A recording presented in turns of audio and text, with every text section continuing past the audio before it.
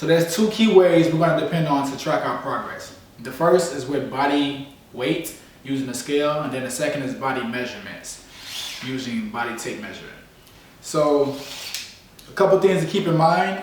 You want to only track your body measurements bi-weekly, like on a Saturday, under the same conditions, no clothes, before you eat, before you use the washroom. Just make sure that you're consistent with that. The key reason we're doing body measurements in addition to body weight is because the scale doesn't tell the whole story.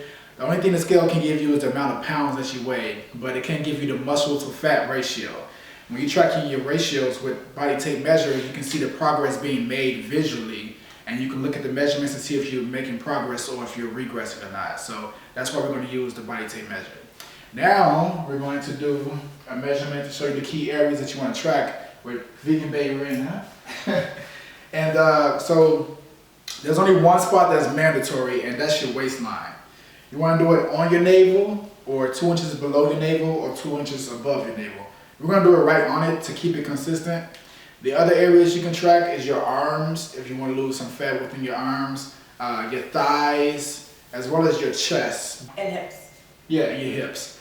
But as far as the mandatory, the only one that's mandatory is tracking your waistline. And if you're losing fat around your waistline, then you're pretty much losing fat all over your body. So we're going to show you how to do that right now. Oh, so one other thing to keep in mind is when you're taking your measurements, you want to be in a flex position. So the same way as if like you're getting ready to take a punch to the gut, the same way you would tense up, that's how you want to take the measurements. Same thing with your biceps, do it flexed, or your thighs, just you want to tense that muscle group. Don't suck it in, like let it out, but tense it up as if you're getting ready to take a punch or something like that. Hold this, and then you just go right around.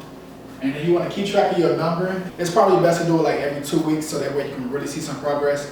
But make sure that you're measuring the same spot under the same conditions before you eat, before you use the washroom, at the same time, bi-weekly on the same day. So Saturday is probably the best, or whenever you're free to actually take your measurements.